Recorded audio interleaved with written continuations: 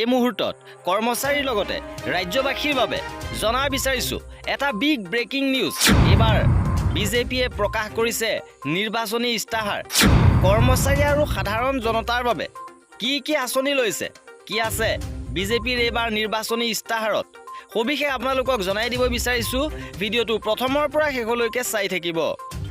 এইবাৰ বিজেপি চৰকাৰ শাসনলৈ আহিলে বিদ্যুৎ বিল শূন্য হ'ব, পাইপেৰে সুলভ মূল্যৰ গেছ যোগান ধৰিব।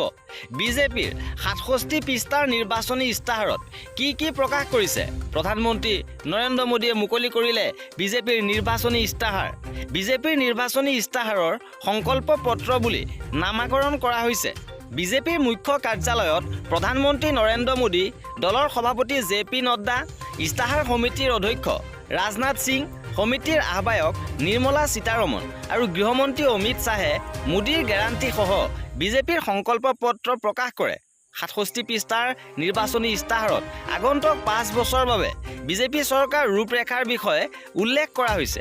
ইস্তাহাৰত উল্লেখ থকা মতে দেশত এক দেশ এক নিৰ্বাচন আৰু উমৈহতীয়া নিৰ্বাচনী তালিকাৰ ব্যৱস্থা কৰা হ'ব।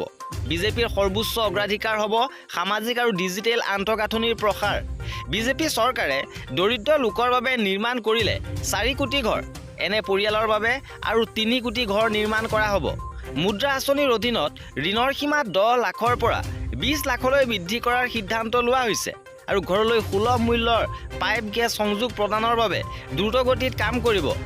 ইপিনে 70 বছৰ ওপৰৰ সকলো জ্যেষ্ঠ নাগৰিকক আয়ুষ্মান ভাৰত আঁচনিৰ অধীনত অনাৰ বাবে সংকল্প লোৱা হৈছে আৰু আয়ুষ্মান ভাৰতৰ পৰা 5 লাখ টকা পৰ্যন্ত বিনামূলীয়া চিকিৎসা অব্যাহত থাকিব।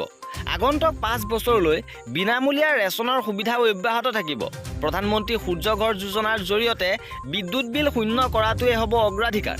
বিগত 10 বছৰ নাৰীৰ সন্মান আৰু নতুন সুযোগৰ বাবে উৎসৰ্গা কৰা হৈছিল আৰু অহা 5 বছৰ হ'ব নাৰী শক্তিৰ নতুন অংশগ্ৰহণ। নাৰী টু নাৰায়ণী আঁচনিৰ অধীনত সৃষ্টি হ'ব 3 কোটি লাখপতি বাইদেউ। ইয়াৰ লগতে মহিলাৰ স্বাস্থ্যৰ সন্দৰ্ভত চাৰ্ভাইকেল কেঞ্চাৰ, স্তন কেঞ্চাৰ আৰু অষ্টিঅ'পৰ'চিছৰ প্ৰতি বিশেষ গুৰুত্ব দিয়া হ'ব। মহিলা আত্মসহায়ক গোটসমূহক সেৱা খণ্ডৰ সৈতে সংযোগ কৰি নতুন সুযোগ প্ৰদান কৰা হ'ব। ৰাজহুৱা স্থানত মহিলাৰ বাবে শৌচাগাৰ নিৰ্মাণ কৰা হ'ব। মহিলাৰ বাবে কাৰ্যকৰী হ'ব নাৰী বন্দন আইন। আৰু এই আছিল বিজেপিৰ এইবাৰ নিৰ্বাচনী ইস্তাহাৰৰ মূল বিষয়বস্তু। আৰু এনেধৰণৰ খা খবৰৰ বাবে আমাৰ চেনেলটো ছাবস্ক্ৰাইব কৰি ৰাখিব। ভিডিঅ'টো শেষলৈকে চোৱাৰ বাবে বহুত ধন্যবাদ।